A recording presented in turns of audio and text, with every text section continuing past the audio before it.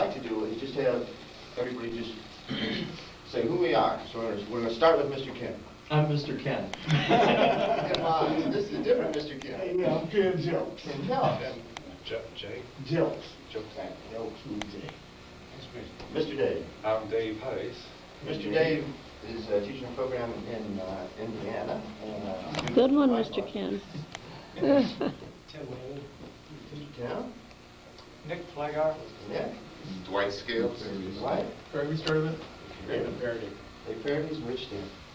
Okay, so here we are. Today is Geksaiichi Day. Giant-sized people in the session. Okay, it's recording right now. Yeah. Normal-sized people. You can decide whether you're a normal or a giant. I think I can do this. And, you know, we're kind of scrunched for space, and as more people come, we might be even more scrunched. But, oh, well, we will deal with this. Today's class, we're going to work on Geksaiichi. Everybody really knows Geksaiichi in some fashion. So we're going to practice a little bit, and we're going to talk about how Geksaiichi fits into the Goju-Ryu structure, how Geksaiichi came to be, and look at some of the applications of some of the movements in a variety of fashions. But having said that, we will also practice Geksaiichi off and on. This first time through Geksaiichi, let me say that originally martial arts were performed for survival on the battlefield. Later on, it became for character development, but initially, classical martial arts were for performance on the battlefield. It was to protect your life and take lives of others, or at least incapacitate others on the battlefield. So it had to be effective with very few techniques. When you're in the middle of a battle and there's the thundering horde coming at you, many, many people, you can't spend a lot of time defending yourself against one guy, because guy number 2 and guy number 3 will come along and just thump you. Got out. So it was efficient.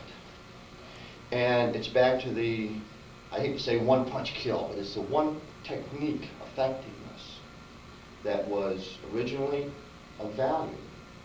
And that still has to play in. And as we do Geksaiichi for this first time, what we need to do is each technique has to be the one that saves your life. Obviously, if the first technique doesn't do what it's going to do, you probably won't have the chance to do the second, the third, and fourth technique.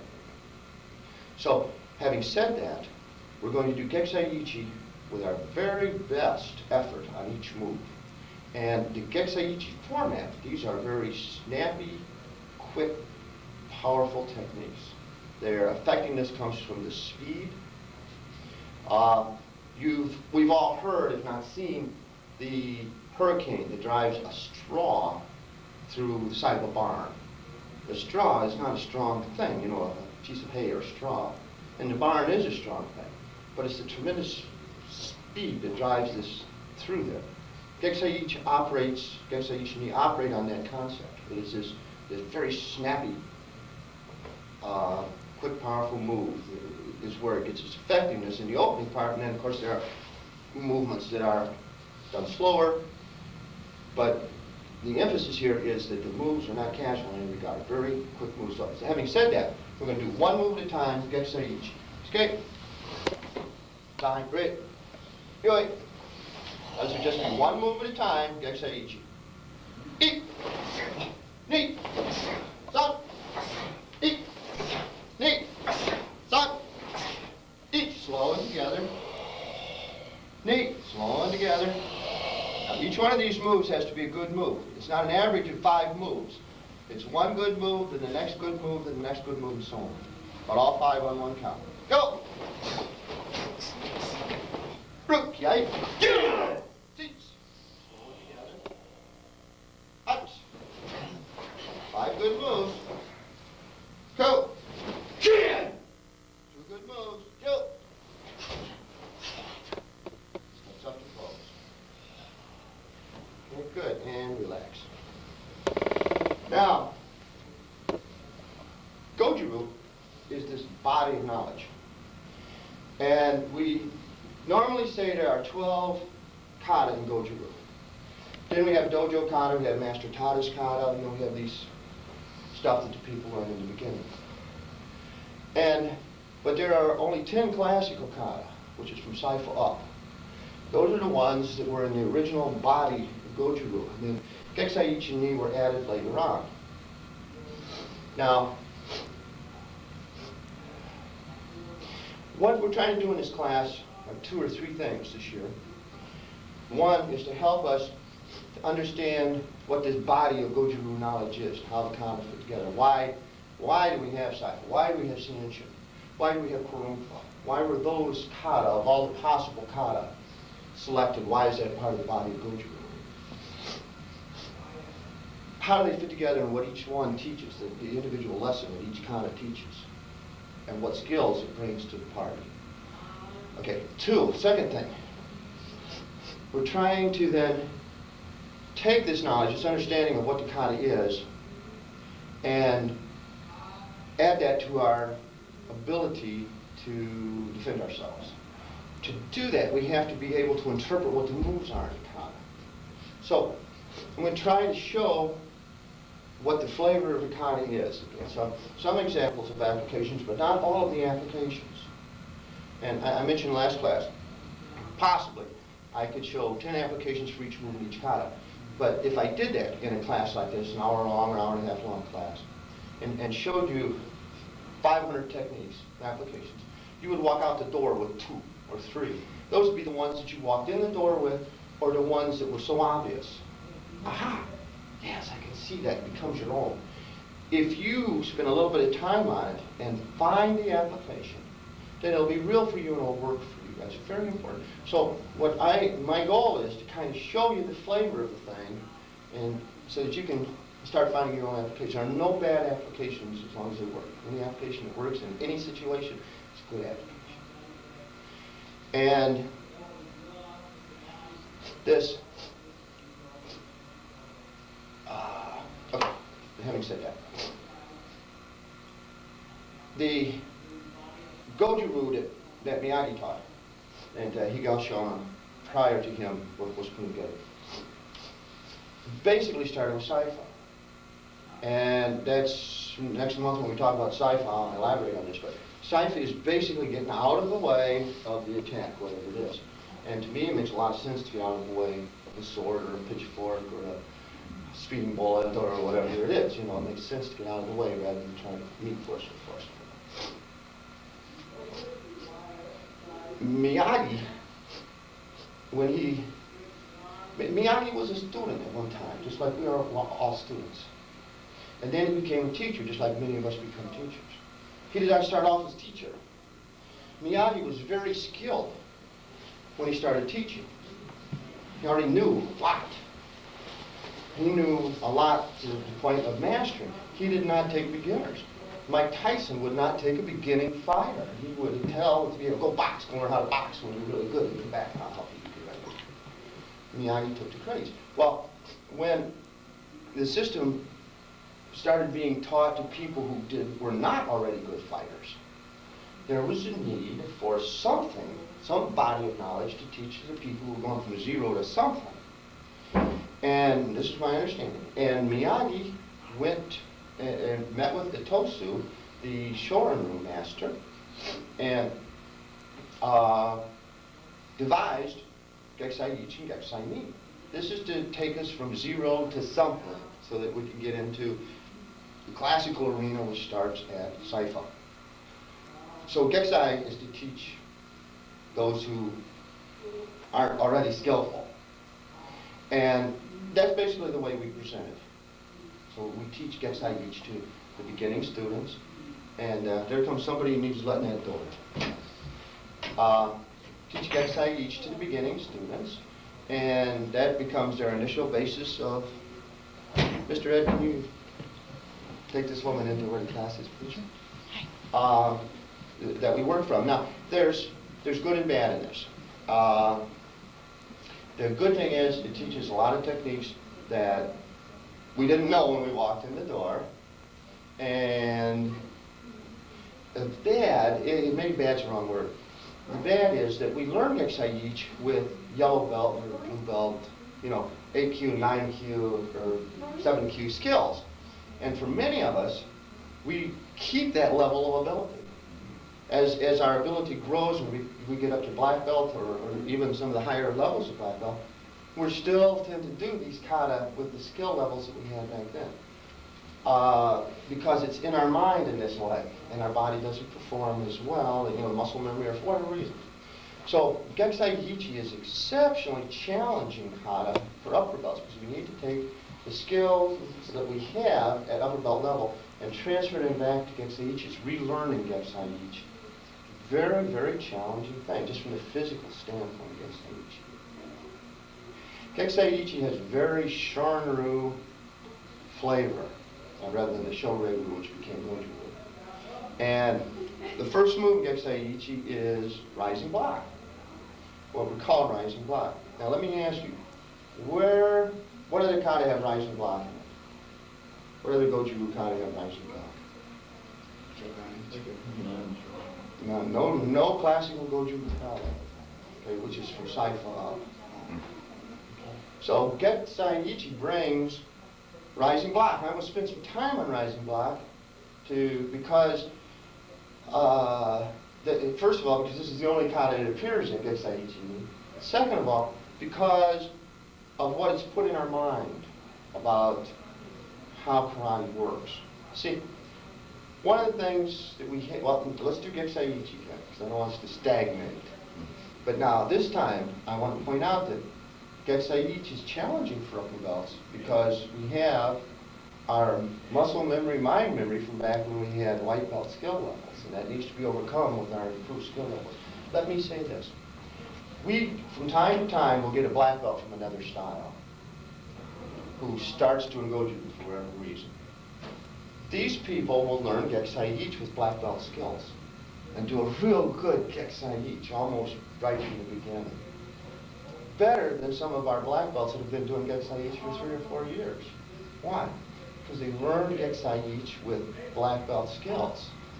We learned, it's like our accent that stays with us no matter what, And so our Gekusai Ichi accent stays with us. Now having said that, let's do Gekusai Ichi again. Now this will be correct rhythm, my count, with us trying very hard to make sure we're relearning Gekusai Ichi. This is back to beginner's mind. We'll talk about beginner's mind a lot next month and following month. Okay, so Gekusai Ichi, correct rhythm. Yoi! Correct rhythm, my count. Individual moves, even though we'll do 3 moves on one count or 5 moves on one count, each one has to be the best move you can do. Each! Knee! Side! Chi! Go! Go! See! Hut! Go! Two!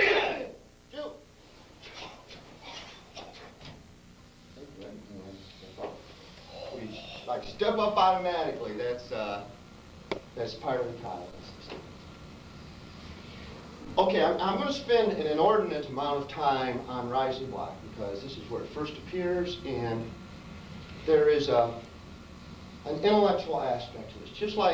Just as our body learned Gekusai Ichi at white belt skill levels, our mind learned Gekusai Ichi at white belt skill levels. So we get things in our mind about what the applications of the moves are, how the moves perform, that later on we don't change, even though our knowledge and understanding changes later on. Once we learn, Mr. Gray, hop right in. Once we learn the Gekusai Ichi class, once we learn a definition of a word, how often do we go back and look at that word again? And once we know in our mind what that word is, and yet if you look up a word that you don't know, frequently you'll see 5 definitions for that word, or 5 applications, or some number, more than one. Well, once we get it in our head, we don't see what else it could mean sometimes. Or even if we misunderstood, if we get the connotation rather than the denotation of the word, we have no reason to check it. We know that word. we've learned back at White Belt or early stages of our practice is in there, and we don't question it. We don't have reason to go back and evaluate, did we learn the whole thing? Is it in fact correct? Right. So some of our early training is that same fashion. We have our understanding from our early training that is never reviewed, never enhanced frequently. And that is something I want to, to try to address in this class and maybe broaden our horizons. And that means back to the beginner mind, that we have to still be open and receptive, willing and interested and excited about learning a little bit more, a little bit different. Now, as I indicated, what we call Yuki, rising block, only appears in this kata. It is not in the traditional body of knowledge moves to cipher up. This is going to sound like, initially this is going to sound like an attack on this move, and I don't want it to be that way. I want this to sound like, I want you to keep an open mind and just bear with me on this. And once we get through this part, we'll move a little bit faster. But this is crucial, I think. Probably the first class that you guys ever took, you were taught this movement, this Agyuki, rising block. Probably. Almost everybody, that's, if not the first hand movement, one of the first three hand movements that we have. And we practice it almost every class. If not in standing basics, then with Gekusai Ichi. So, it's thoroughly taught. I mean, it must have great value if we teach it as one of the first moves, and we teach it in every class and practice it in every class. It must have great work. Let me ask you, how often do you use it in sparring? In a sparring contest, how often do you see this in a tournament competition? Okay, well, so it must be a great move that just isn't good for sparring. Now, let me ask you this one. How often do you see a boxer who is being punched at the face on a regular basis do rising block? Boxers. You all see boxing matches. How often do you see a boxer use them? Well, if it's really a good move, it must be because boxing is regulated and has certain rules and regulations, so that must be why they don't use that in that. I think you can see where I'm going with this. If rising block was such a good move, we'd probably be using it in sparring. If rising block was such a good move, a boxer would use it to protect his face. Rising block needs to be understood, okay, so that we can find a use for it. But how many of us ever really think about this? I mean, we just do this lots of times. Boy, I'm going to do it better, and next time I'm going to be really good at this. To what end? Where do we use it? And you say, okay, well, the baseball bat's coming, I can use it. Perhaps. I get broken arm, broken head, too. There must be some value to it. Now, I'll pick on Mr. Kin, because I pick on him every time, and he's also the high striker. Okay, now let's say, here's the situation. Mr. Kin is a boxer, or just an angry individual. And and he's going to attack me, and he's going to try to beat me up with a few moves. This was not planned in advance. I don't know how this is going to go, guys, but he's going to attack my face, and I'm going to do rising block. Right? So he attacks my face, and I do rising block. Now, but he's mad at me. He's going to hit me again. Okay, and when you're mad at somebody, you don't go 1, 2. You go boom, boom, boom. Right? So he goes boom, boom, boom, boom, and okay, so I'm supposed to be really fast with the second rising block. Or I'm supposed to bring this one down, or whatever. See, only in the dojo can you go 1, 2. Or 1, 2. Still not fast enough, Hester, to have a chance at the speed that he's going to come at me.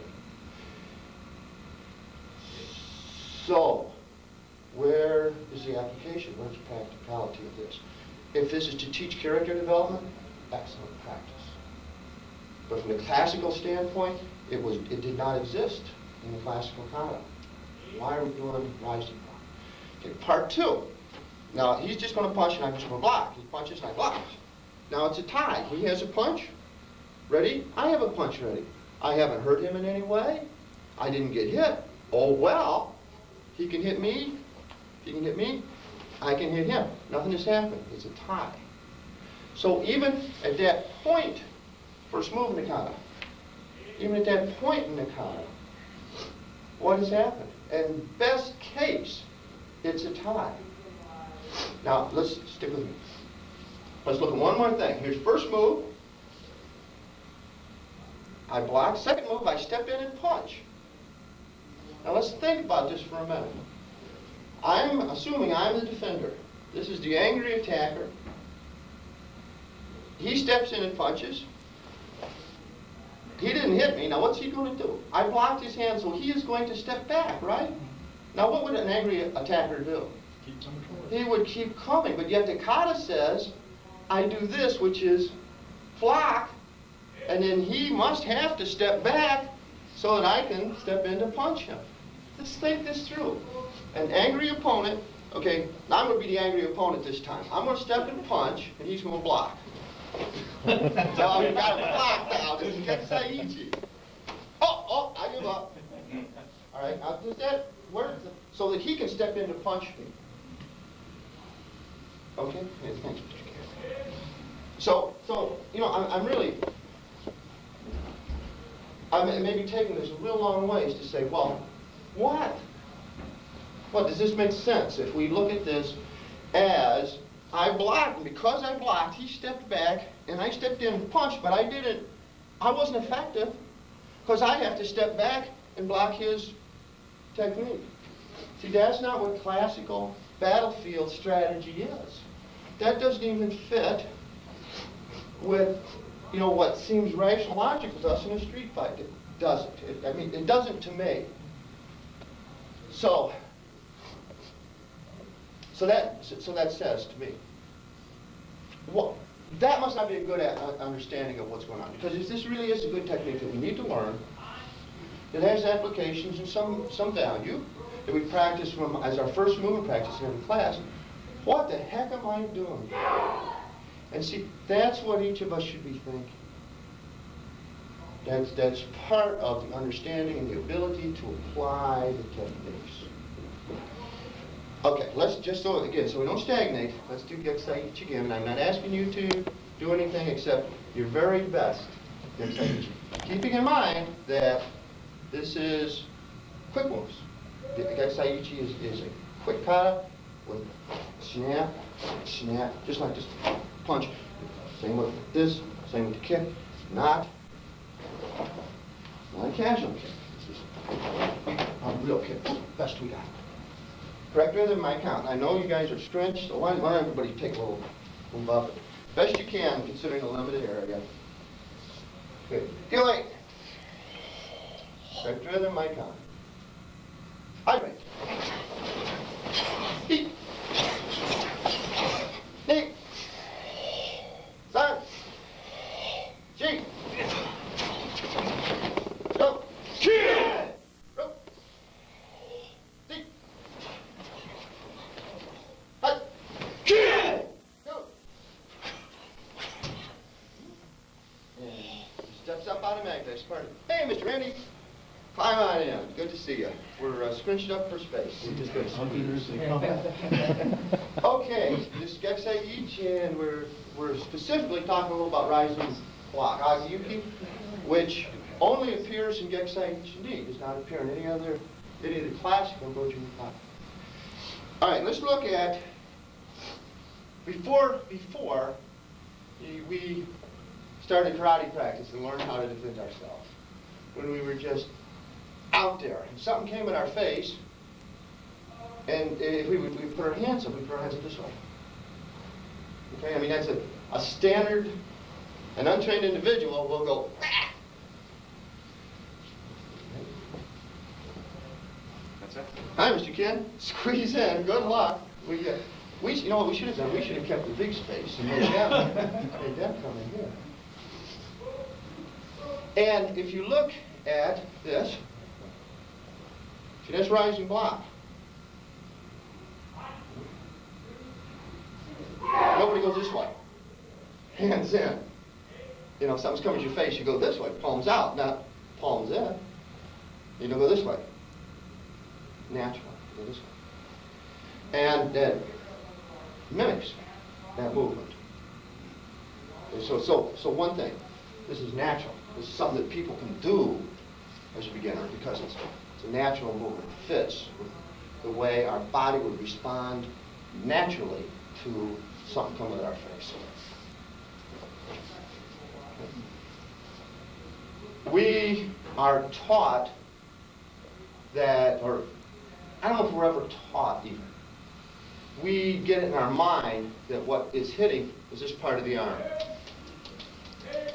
And maybe our instructor said this part of the arm hits. Maybe we just got in our mind that this part of the arm hits. Somehow, most of us have it in our mind that this part of the arm hits. And if you feel this part of your arm, this is bone. And this is a sharp, feel on your own bone, it's sharp, which means it's fragile and easily broken, that area of the bone. So to hit this against this hard but skinny bone against a baseball bat or even another arm, question the wisdom of doing that.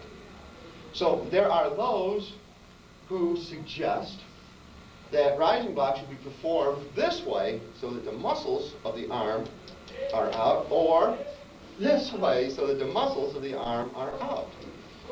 That is, I will give credit that at least acknowledges that this sharp part isn't being hit against another sharp part and possibly doing damage. But it defies what's really going on here. That is not a good explanation in my opinion. So where does that leave us? The hand. Okay, the hand is out because it's a grabber. The hand is turned this way because it's a hitter. This part of our hand is something we can hit with pretty well. I mean, that is also very natural to hit with this part of the hand. So it is the hand that is hitting, not the forearm that is hitting. To make this practical, or it is the grabber out here. We are quickly reaching up and grabbing in response to, or ending up in a grabbed position in rising block. Now, let me say this, that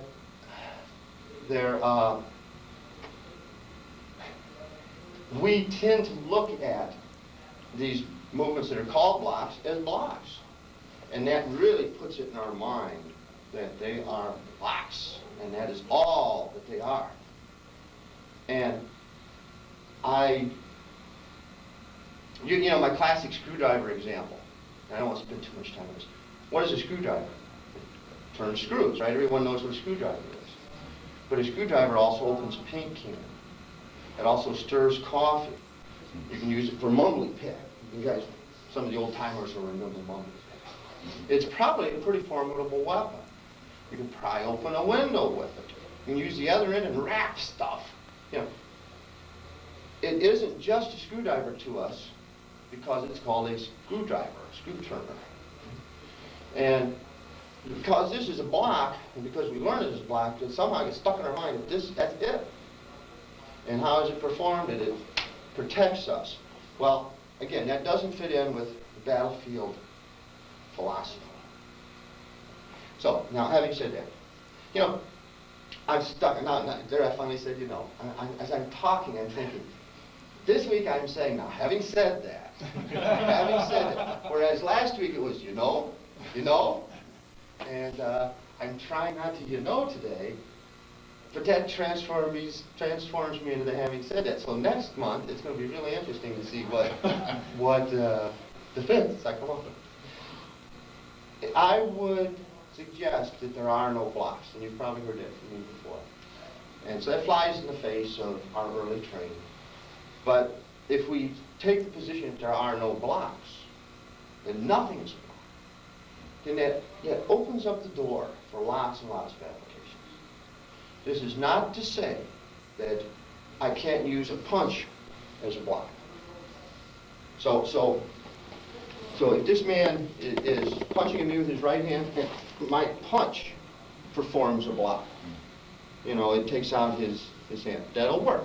If he punches at me and my punch moves his arm as I punch him, see, that could be a block. But in both cases, these are deflections. Deflections. And punch really slow. This is a block. You know, stopping, meeting force with force. This is not a block. This is a deflection. This is a deflection. So you know, let me make that distinction. But having said that, there it is. I hope somebody's keeping score. This, he punches at me, and I do this one. So that's rising, what we call rising block. He punches at me, and I do this one. That is still fundamentally the rising block movement. We're going to look in detail at some of these kind of things. He punches at me, and I do this rising block.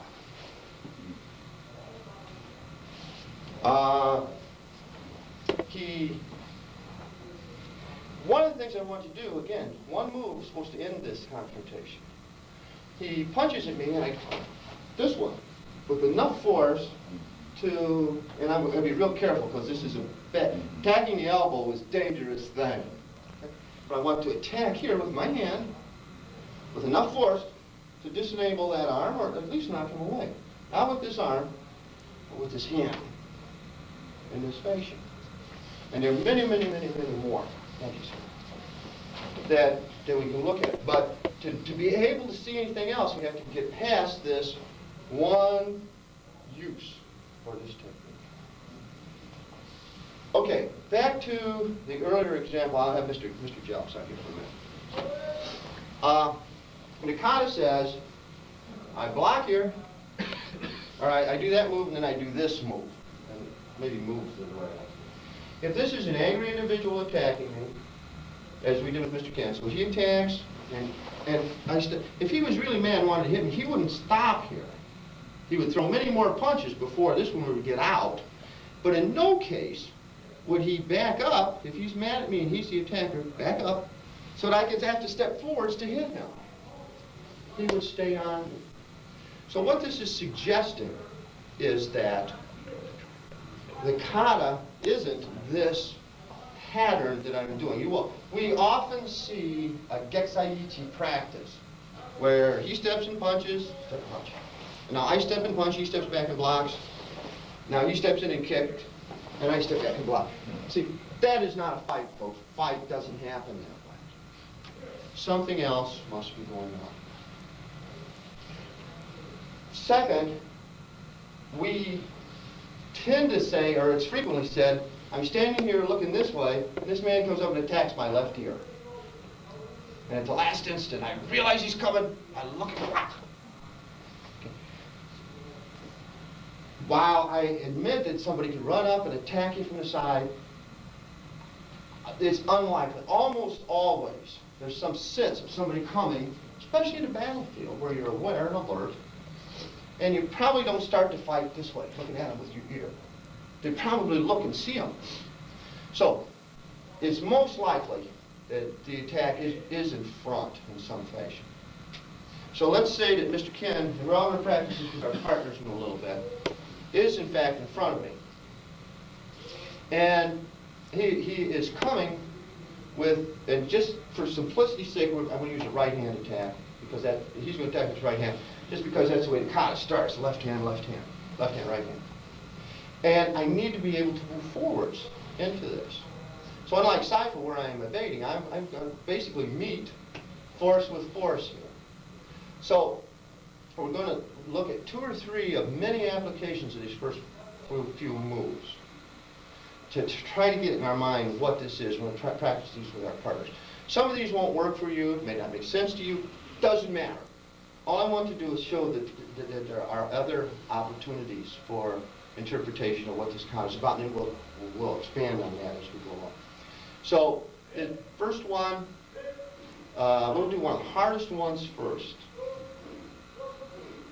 Now, having said having said that, we're going to do an easy one first. Having said that, there I go. All right, Mr. Ken comes and with his right hand punch, and I'm stepping and blocking. Now, I have to step in, Okada says I step in on the next move and put this right hand forwards. So I'm going to step in and put my right hand forwards, and my left hand, now I step back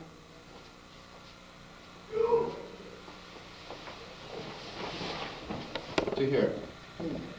Now, we don't have mats, so we're going to be really, really careful. Maybe just do 2 or 3 people at a time. But here's what I'm looking like. Here, here, here. And here's what it looks like with the partner. Mr. Ken punches. I step to him. And now I do my block. Okay? Sure. So let's have like 2 people, 2 people, and 2 people. So we'll do 6 at a time. So just find your partner, whoever. Okay, and door side is attacking with the right hand punch. This side's going to block with the left, just like in the kata. Step in, put that right hand right through behind your hip. Step, Mr. King, step, step, step, step. Yep. Now this one comes down. This hand comes up around over his arm. Now you step back in the shikodashi, right? There you go. You have to do it a few times to get the feel of it. Okay, same side attacking. Try it again. No.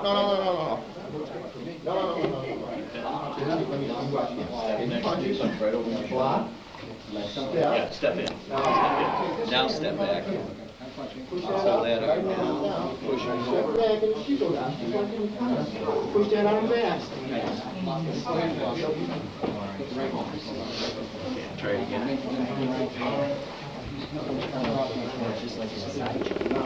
Yeah, hook my head. Okay. Hold my head right down and just Lift his arm. Okay, let's stop for just a minute. Let's go through this step by step again. It looks simple when Rich does it. Okay, let me borrow Mr. Anybody. Let's try this again. Okay, he steps and punches with his right hand, and I'm protecting. Okay, first move in the kata. I'll make it look more kata-ish. When I step in because I'm stepping past him, and look, my left hand is grabbing. Remember the grab part? So this is crucial. This left arm starts to turn him. My right hand, see, I can pull him right to here. And this might be the end of the fight. But this says I step back in shikodashi. So when I step back in shikodashi, push this arm, pull his head down. See, that is going to do that to him. So both arms are playing a role here. This still is a right to shoot part. Okay, let the other side try it real quick, and then we'll go on to other things. Let's move. Or let both sides try it. You step in the punch. Now lift that left arm high. Lift his left arm high. And no. I punch. Go back. I'll step through. I'll lift my left arm. You attack again. I'll pull this down this way. I'll step back this way. I'll lift that arm high. So I roll. Step in. Sure. Try again. Oh, I need to get the feel of it here. It's the leverage. Right, so shikodashi. Here you go.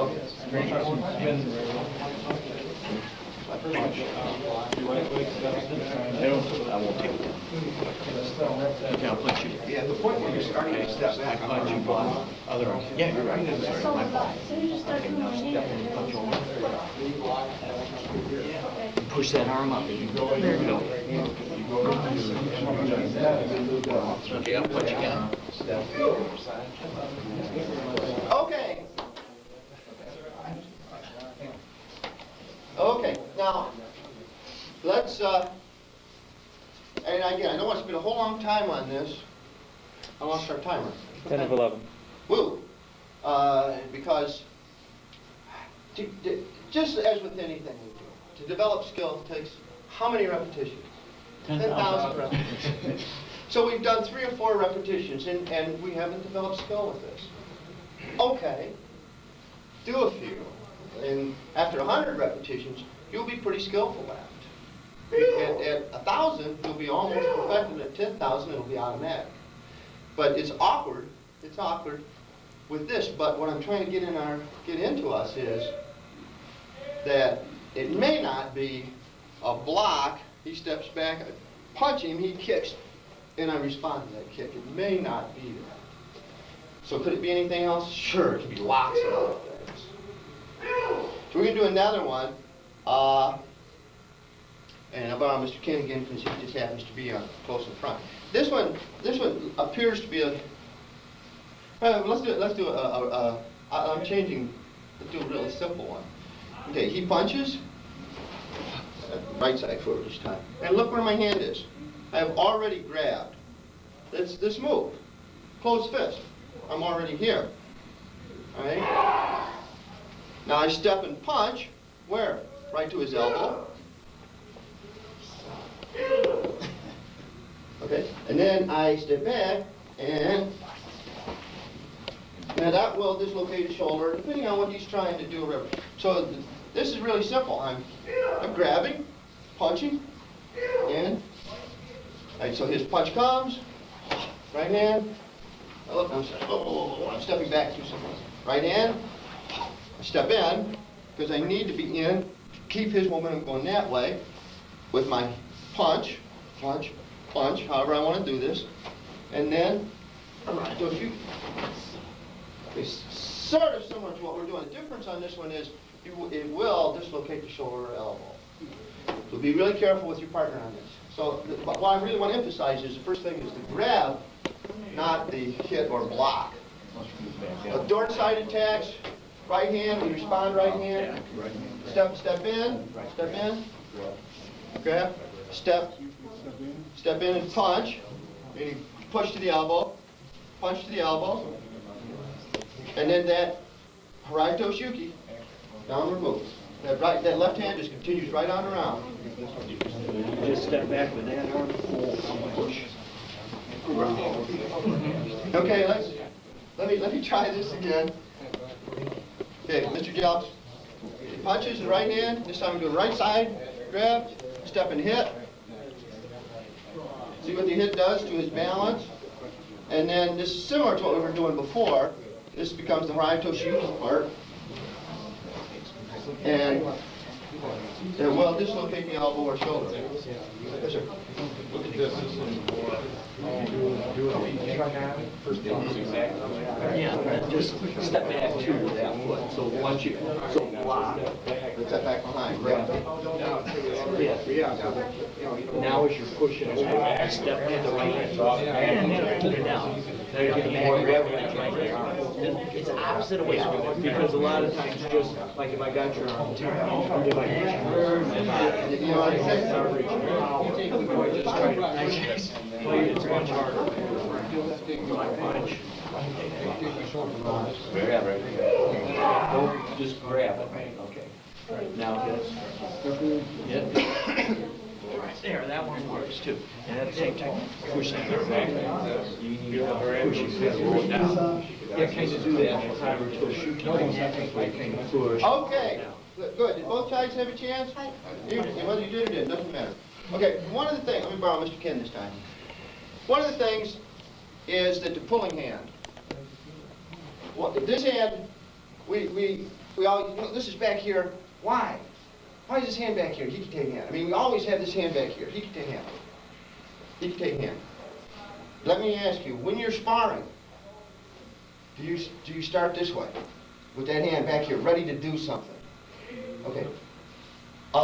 If this is a good place to start your technique from, why wouldn't a boxer box like this? Boxer. Because he's ready, he's got him right here, ready to do something, right? So what is this? This is often, we make a big deal about that hikite hand. Back, high. Why are we doing that? Who knows? Yeah. No. Well, of course you know. In all cases, that hand is back there because it pulled to that position. Okay, you can say, well, that's an elbow strike. No. This is two things happening. This hand is not back here ready to go, or else we would spar this way. A boxer would fight this way. Everybody would fight this way. This hand is back here because it already pulled back here. The very simplest level. Mr. Ken punches with his right hand, and I pull back here. See, this is keeping his momentum forward. and it's setting up, it's put me in a good position. It's easier for me to reach him than it is for him to reach me. And it's, you know, it's almost already a wrist lock or a, whatever. That, yeah, that has to be applied and effective. So whenever I am doing this one is back here, it must have done something. It doesn't make sense to start with it back here. Now, some of the things we've already done rely on this pulling hand. For example, in the first one, when he punched and I went here, second move, look at this pulling hand is here, and then it's going to punch, but this hand pulls as this hand punches, and again, it's right back to here as I'm doing my... So, I'm not, even though I'm not grabbing in this instance, that pulling hand position is crucial to make this around the head thing work. In the second one that we did, same thing is true. Okay? And, what was the second one? Grab. Okay, he steps and punches, and I grabbed, stepped in, and punched, and then as we step back, this pulling hand is crucial to make this thing work. If you stay with the pulling hand, it becomes, you know, a wrist lock or whatever. So, let me say this. You know? We need to, in all cases, look at why this is back here. So long, we have put it back here automatically because the training says to put it back here, that it is now done with no thought, like blinking our eyes, and serves no useful purpose. We tend to see it as preparation for it. That rationale says this is the best position to spar from because this kick is ready to go. So this is the way I want to spar with these two hands back here, ready to go. Do we think about this stuff? Yeah, we should think about this stuff. This is what Geksaich does to us. It puts these things in our mind that are tremendously difficult to overcome later on. Let's do just Geksaich. And eventually what we want to do is we do Geksaich fast. It has to be sharp and hard. This is a hit with this part, not forearm, this part, or this part. Or if this is grabbed, you can't do it slow. And if this is to take advantage of their momentum, can't do it slow. So he's coming at you, they come fast, you have to be effective, we have to get in there. It has to be done fast, and we won't be able to take advantage of their momentum. They will simply step back if they sense what's going on. So we're clumsy when Mr. Kim punches, and I step and block, and this is slow and clumsy, and to throw him down. These are slow, clumsy moves because we're learning this. But when he steps and punches, see, I got this much time and that momentum to use. Because he will eventually, if he senses me doing this, he's going to step back. Go away. See, he's not going to let me do this. So to make this work, when he steps in and punches, I have to move fairly quickly. And again, we're clumsy. But so whether we perceive this as hit, or whether we perceive this as throw, or trap and throw, or whatever, it still has to be done quickly and in concert with the attack.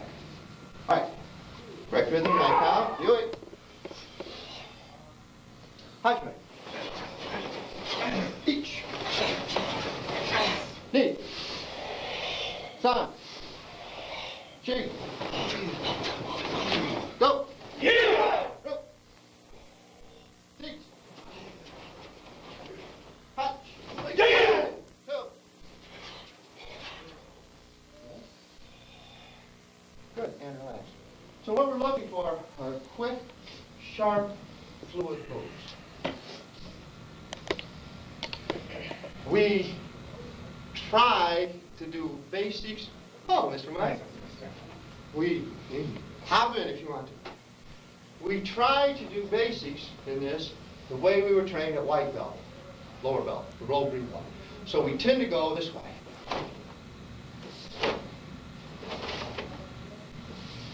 But to make this work against somebody that's coming at us, or to make this work against, so we can throw them, it has to be sharp and strong and quick. So we need to be without losing the form to make it work. And so that's the way we need to practice it. All right, so we have the first moves in both directions, and we come here. And do this again. What are we doing? This is obviously a middle body block, right? Okay, now, I'll pick on Mr. Jobs because he said that. Now, I want you to step out and do that move. The speed is done in the kata. Okay, now step back. Now, I want you to do it at that speed and block my punch. Ready? Okay, give another chance. Now, anytime you're ready. Well?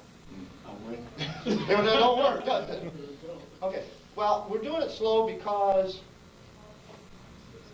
the attacker who really wants to hurt me is punching like this. And it worked. Yeah. Well, it suggests that maybe it's not a block to a punch. How many of you would block that way if the knife was coming at you? Like this. Really? So, can we accept that it's probably not a block to a punch or a knife attack or something? All right, that's a good start. One of the things that we haven't looked at, again, this kata is full of, is grabs. And the reality of many fights, and again, I'm going to be the bad guy again, pick on this man because he happens to be in front of me. Here's the fight. You go back that back at me because we're fighting each other.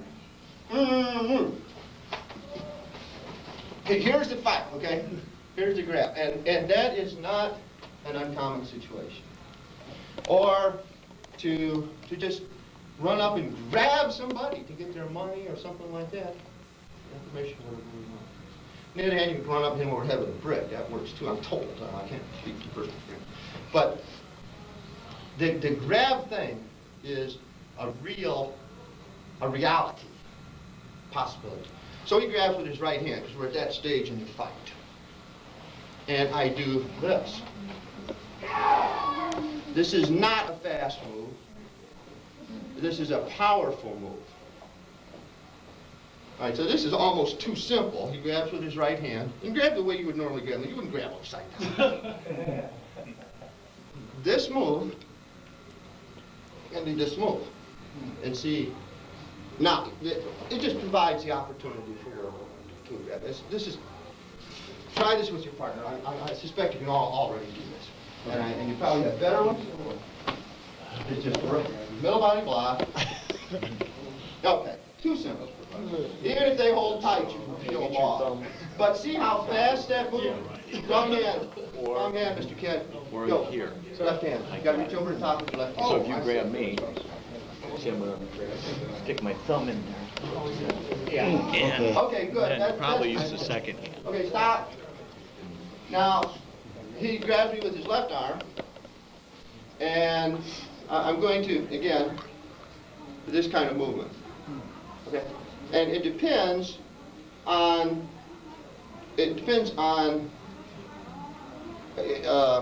brain dead, the rest of the situation. Okay? So, this does nothing. Okay? This does something. Okay, so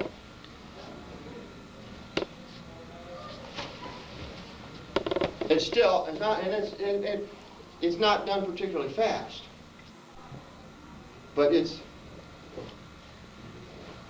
still that kind of arm movement. Okay? So and he grabbed, well, let's just do one thing at a time. Try that with your partner. So this is same side, it's the left side, same side grab. With the other hand. Now go over. Now go under. Yeah, you gotta get right up to the elbow. Okay, you grab it. Over. Okay, now one of the things that some of us are missing, let me borrow Mr. Kent for just a second. One of the things that some of us are missing on this is the step, and we do step in this. So he grabs. If I stand here and do this, it's more of a wrestling match than if I do it with the step, which is what the kata tells us to do. Okay, so you may have to find effectiveness, you may have to take the step just as in the kata. You may have to take the step. Oh, yeah, you grab it.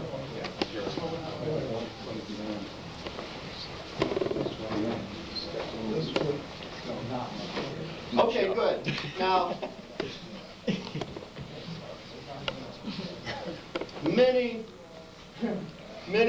more. Watch this. And that's what we're doing, right?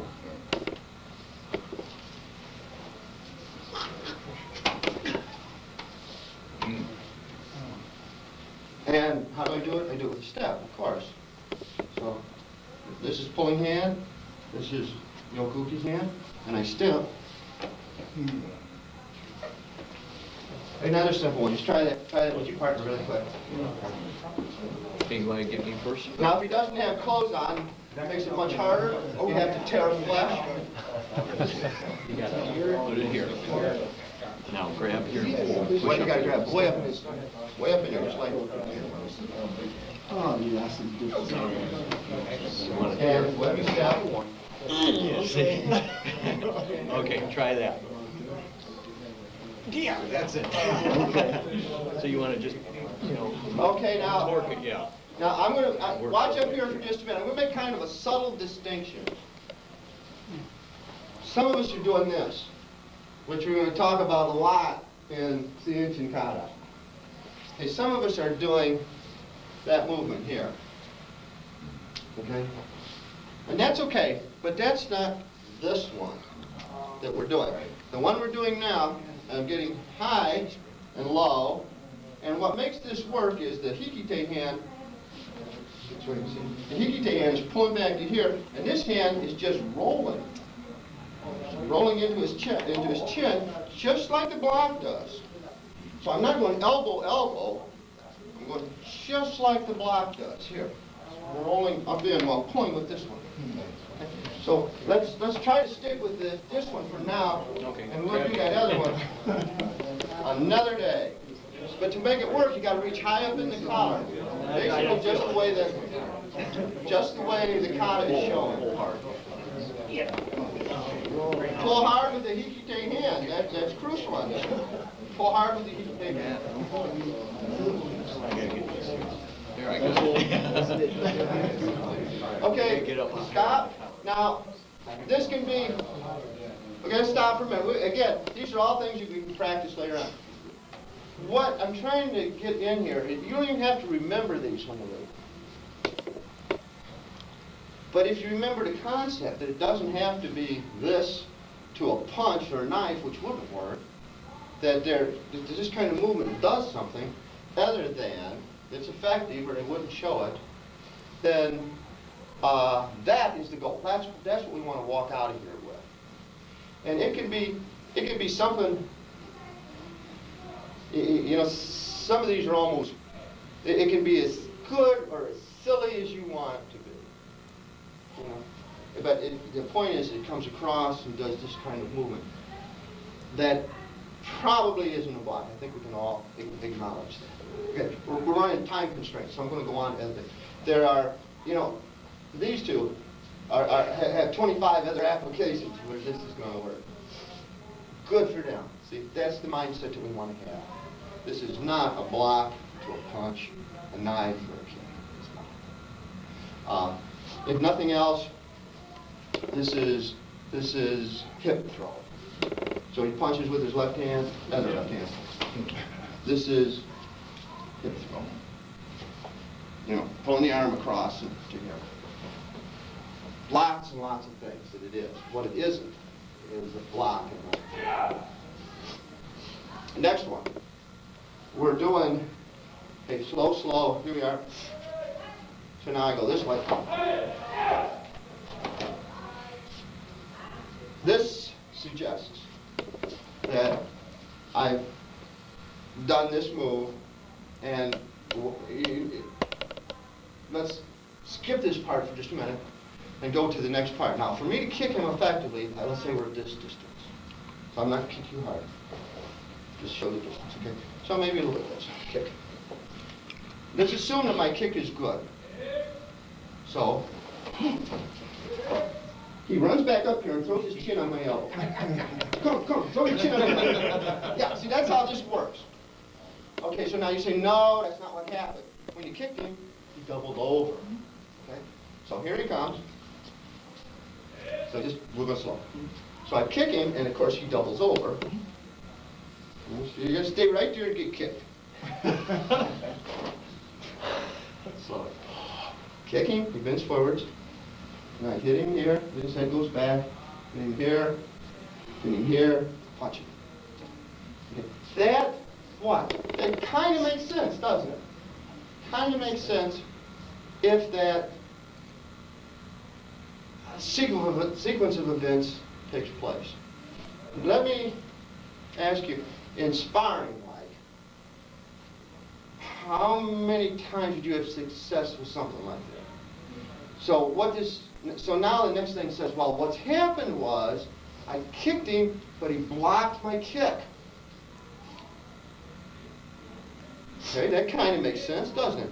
So I kick him, and he gets down and blocks my kick block. See, now here's my opportunity. Here. He stands here while I do this now. I punch. Okay. So what this is saying to us is that it is possible to block a front kick. And some of you are smiling because you've been there. And I'm not going to say who can block a front kick. I'm not going to spend our time on that. Most of us by now know to move from a front kick. And that is really your defense. You can't. Is there anyone here who can block a front kick? Okay, so we're not going to spend our time. We've done that. You can't block it with your hand. We'll still kick. You hurt your arm on their leg, and you still get kicked.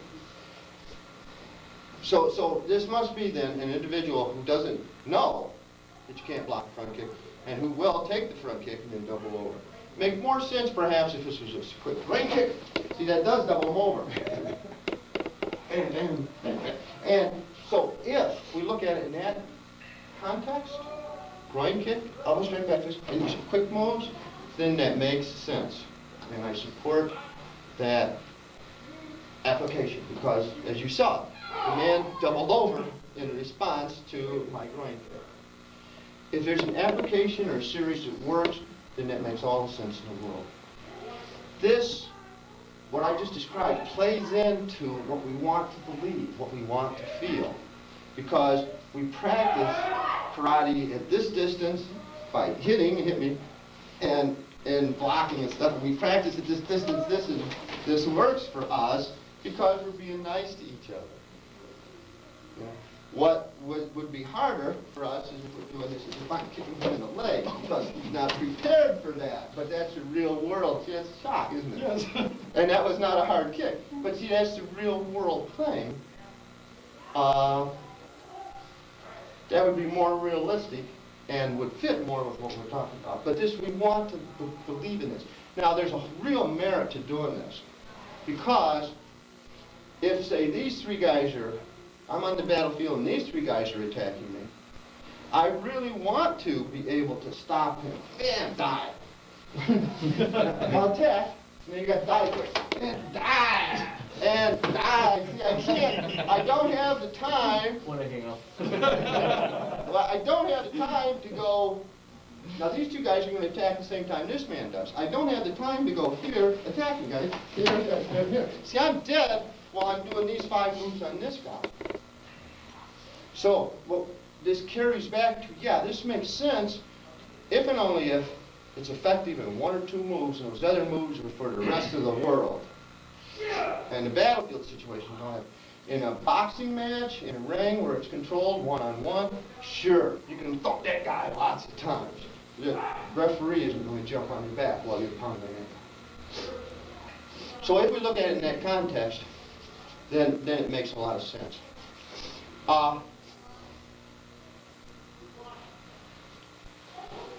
What we tend not to do is look at, you need to go, Mr. Jeltz, please go ahead.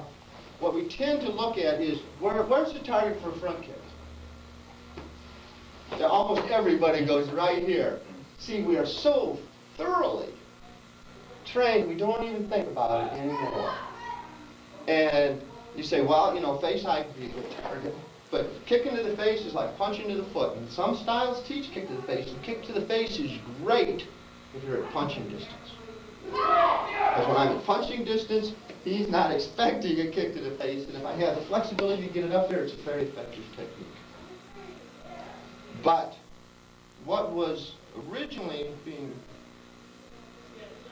My belief is that what was intended was that front kicks were... Let me start over. I'm really good at getting some kind of sparring stance. Okay. One of his most vulnerable places right now is right here on the inside of this thigh. And there are ouchy places in there where the nerves are pretty exposed. And front kicks in there are not only does it make him lurch, that it doesn't take much of a front kick in here to be really, really effective. So if he's in a long stance like Shikodashi or front stance, see, there's my front kick target. Hold down. There's my front kick target right in there.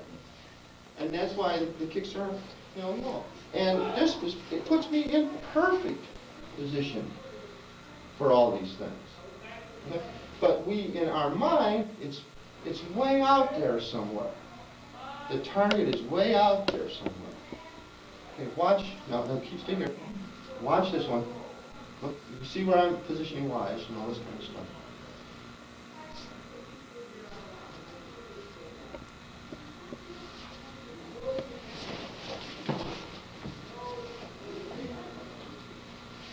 Okay, so here we are in this fight which takes place in here. This is where it's at. And comes this move. Okay.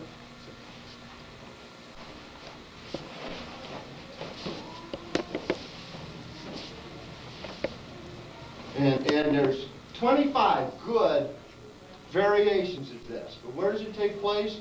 It takes place in there. Where it does not take place, okay, now you've got to run up behind me. Attack, now stop. Stop with your right foot forwards. Now you got to play the game right. And here I am. Now what's the reality of that situation? Okay, he's running up behind.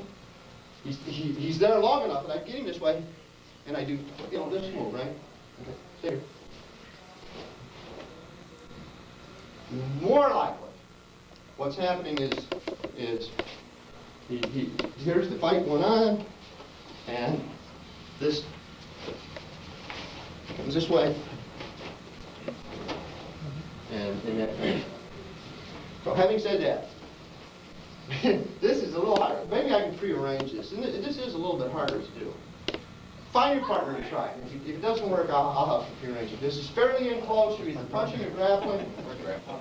You simply step in, sweep that foot. How's that? The one hand pushes, the other hand pulls.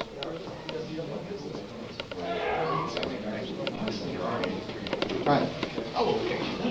All right. Yeah. Actually, I wanted the bad leg. Whatever way works.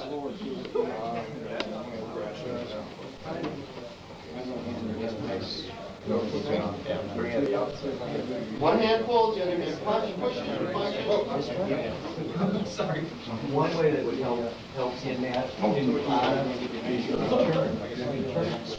Yeah. So from here, when you kind of have on this, you come in this way. Yeah, right. You can swing in and take that one out. Okay, that gives you some more balance. Yeah. Yeah, well, where am I at, you know? Swing forward. That's where I'm fighting So away. this way, if you're facing this way. Okay, guys. If you're this way, to win, this way. So you can basically. Yeah, you always plan for standing. Okay, and again, you know, we're not going to develop any expertise today on this. Now, I stopped. 22. Notice I caught it? Okay, this time he has his right foot forward in this position, and he's punching and reaching with his right hand, doesn't matter, and we're doing this kind of slow motion so you can see what's going on here. This move. Okay? Watch. And again, see what... let me count on somebody else. He's got... Look. No, we'll go really slow. But see, this, in other words, this is an attack. And as he comes with this thing, it's just right here, here. And if this is done sharply, see, again, I'm not blocking, but I'm carrying his momentum. It draws him right into these attacks. Is that driving up and in? Is that where it's stored? Yeah, but, okay, let me show you. Hey, Mr. Jeff, hop back in. Fresh meat. Okay, when we get in Sanchen stance, it's turned in like this. Why? So we can protect our groins, right? Now, I want any of you to get in a Sanchen stance. I'm going to kick you in the groin, and see if it works. Okay? Because what I'm going to do is I'm going to kick straight in like this. And see how well that works. So, well, why do we turn in? So we can grip the floor and all that kind of stuff. That's fine, that's true. What we're doing is protecting these nerves that run up the insides of the insides of the legs. And it does not take much of a hit, about 8 inches up from in here, to numb the leg. And I've done this in sparring. I'm trying to show people their groin's open, and I just do a little tap in there, and this leg, they crumple under it. It works and happens. Front stance, head knee points in. Why? Protect this. Rear back stance, head points in. We're trying to protect this vulnerable area. So then you say, and I don't want to get too far off of this, Shikodashi. Shikodashi says, kick me. Well, where do we use Shikodashi? We don't use Shikodashi when we're front facing to an opponent. It is not. Shikodashi is used to defend against a throw. It's used in some throws. It's used to duck under. Shikodashi is not used when in a situation where that leg will be vulnerable. Having said that, we'll pick on Mr. Jelks just a little bit. Just getting any kind of open leg stance, Mr. Jelks. I just want to... Yeah, I don't care. And I can't always find a place with my thumb, but it's easy to find with my foot. And it doesn't take much of a hit to... No, can you feel it? Okay, is your leg okay? Okay. It doesn't take much of a hit to make the leg crumple. You can see how that would be possible from that. Okay. But you're okay, right? Or is it still? I can fix it if it's too far off. So, in trying to answer Mr. Randy's question, when he steps forward and punches with his right foot, right hand kind of thing, and I am doing this, that's the area that I'm going for here. So, you know, you could kick the leg out, I suppose. But we're doing this one. Now, to make it work, you still have to maintain the momentum. Okay, here's what I want you to do. Just step in and punch and then step right back. Okay, we go. Right back. Quick. No. Here, watch me. Go. See, it's not something you can be casual about. So for this to work, when he comes in and back, yeah. This is why this hand is going this way. This hand is going this way. Okay, but is this the only application? Is the sweep and throw the only application? No. I can show you at least 4 or 5 more. That's not the point. The point is, we're doing something here. He's going to run off of me. They know, by now we should know not to get in front in the center. See, Mr. Kidd's smart, he knows the way. I get it. Okay, what am I doing? So I'm in a fight, a double punch. All right, so now, Mr. Dwight is boxing me and I'm gonna go like this.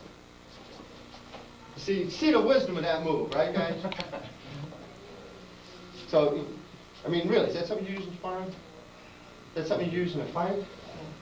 Okay. What am I doing?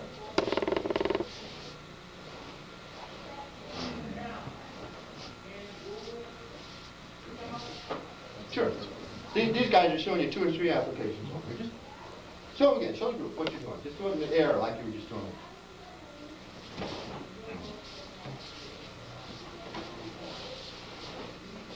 In the kata, it says the back pull punch. Back pull punch. But what are we doing? We're taking their momentum or creating momentum.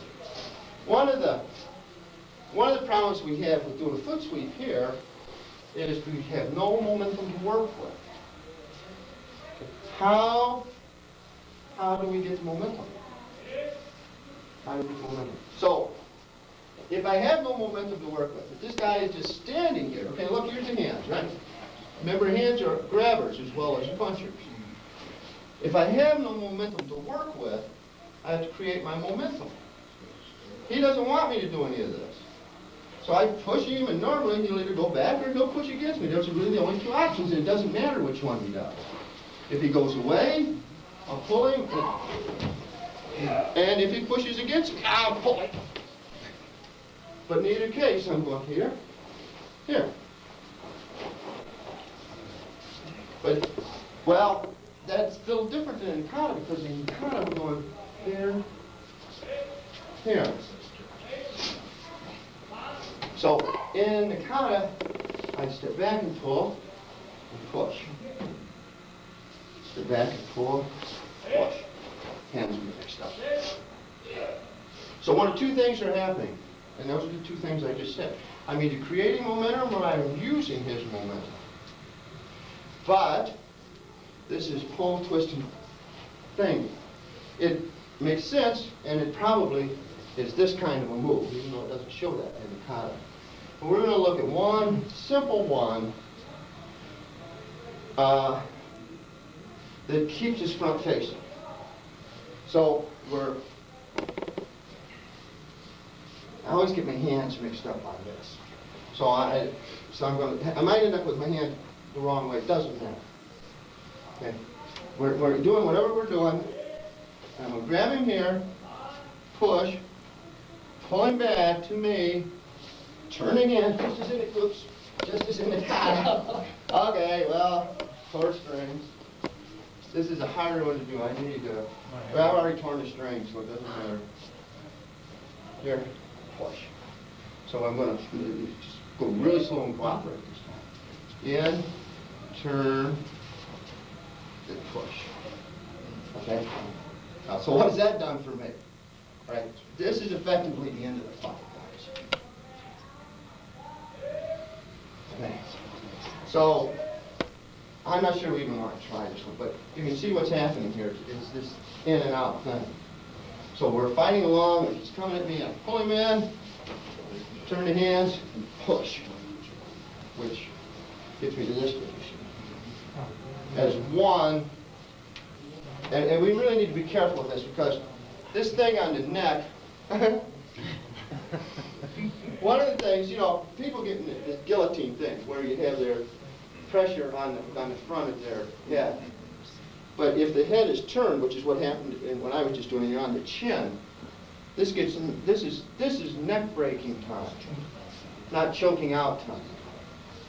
So we need to be really, really careful with this, because you certainly don't want to accidentally break your training partner's neck and run out of training partners.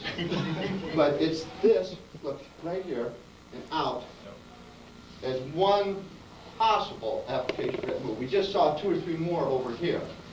One of the things that we don't do that appear in the kata more than we think are the turning of the opponent. Okay, and again, there's a million of them. When he punches, this Yoko'uki is still turning the opponent. So, and he did, or whatever. So there's lots and lots of applications. I don't want to get strung out into the application. Is there a place in the condo we didn't give at least one example of something? Okay, this is really neat. We don't have time today, but there's a really neat series of how none of this is hits. How this is elbow strike. Okay? Punch. It starts here with my elbow strike. And throughout the series, this is not a hit either. This is this. So it's for the back of the strike, for this one, and none of it is a hit. So like as a homework, as a homework for you guys, see if you can find where in this series, subsequent to the kid, this knee striker is. This isn't a hit. This isn't a hit. This isn't a hit, and this isn't a hit. Find where none of those are hits. And as like a homework. Okay, one more. Gesaiichi. Go. Correct rhythm. Each. Ni. San. Shi. Go. Rook. Six. Hut. Go. Jump.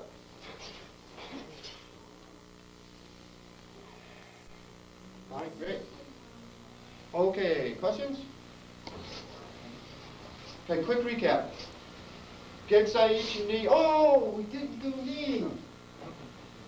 And that's such an important part. Okay, quick recap. Gesaiichi and ni are not part of, almost done, 30 seconds, are not part of the original body of Goju-Ryu. Gesaiichi and ni came later through Miyagi and Itosu. Itosu was the one we know, Shotokan and all those kinds of Shorin-ryu. Got together to come up with something for beginners, to give them enough fighting skill that they're ready to learn Saifa, a lesson that Saika teaches. And then they'll be ready to learn the second most important lesson, which is what Seiyunchin teaches. And so Gexai was this body of knowledge that Tosu and Miyagi felt were significant things they needed to know to get started.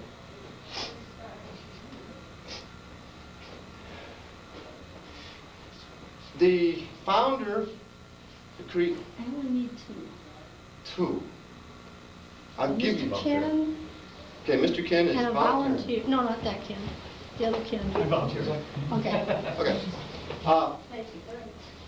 Kinwa Mabuni, who created Shito-ryu, I read an article recently, but I've read his stories about him before.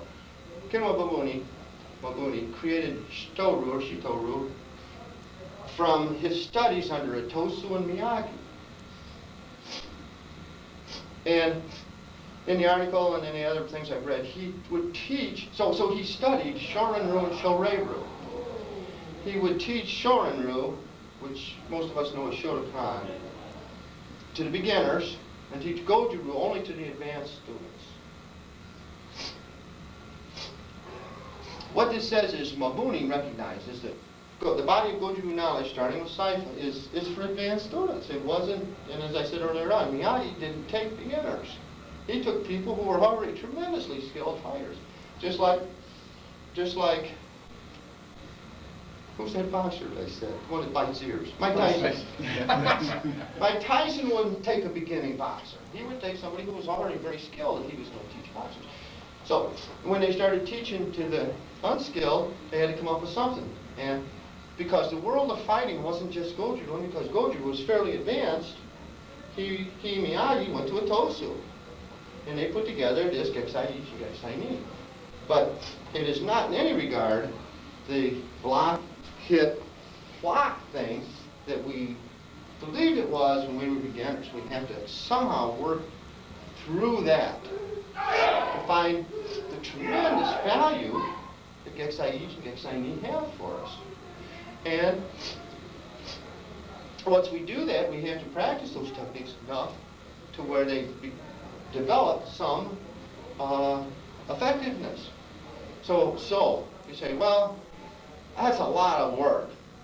How much work did we invest in this one, which, as is a block, probably has no useful value? You know, maybe against a baseball bat, but it's still questionable because I'll bet you money, if I can hit you with a baseball bat, you can do this and I'll still hit you on the head, even though you're doing this. Bet money. And I never wanted to try that, so, you know, it's easy to prove me wrong, so I won't do it. But you understand the point I'm trying to make here. If we invested the time in this, why don't we invest the time in seeing, you know, let's see what else is here and get Ichi. It's not just something to clump through to get promoted to green belt.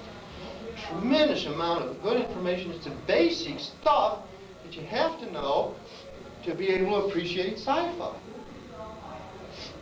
Geksai Ichi is all confrontational in close, just like we were practicing today.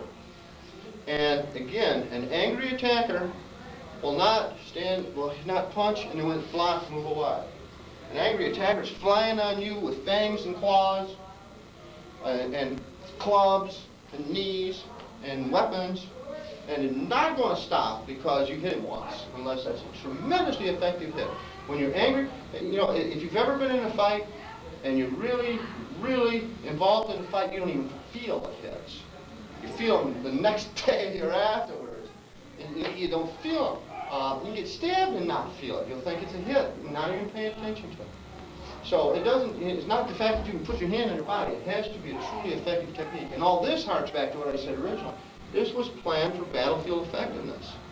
And you must be effective in the first few moves. It is not the combination of moves like in a boxing match that wins to save your life. So Geksai Ichi is also trying to teach that intensity and effectiveness in a short time. That has to be clearly understood to appreciate what sci-fi offers, which is getting out of the way of that person who is that intense and that vicious. Geksai Ichi is teaching us that intensity and viciousness. So we need to come away with that. It's the basic thing. Just as language is the basic thing you learn in the first and second grade. You have to have that basic thing to be able to go on and understand arithmetic and history and geography and health and all the other stuff that we have to have. Geksai Ichi is teaching you this basic, very brutal, primitive, dynamic fighting method. And because it's learned at white belt, we relegate it to it doesn't count very much. And it's crucial. It's a basic thing that Miyagi and Tosu, two great masters, put together for our benefit. So, what's the bottom line? We need to relearn Geksai Ichi Ni. We need to be able to put them in the proper context, which is not block and hit. And we need to be able to do this with the intensity of a battlefield situation. Okay. That's my summation. Mrs. Stanford needs help, so we're done. Okay. All right, great. If there are questions, figure them out. Next month, sci-fi. But see, we need to have Sanshin and Geksai kind of in here to appreciate what sci-fi's doing. Next month, sci-fi. Okay. She will put you to work in this. So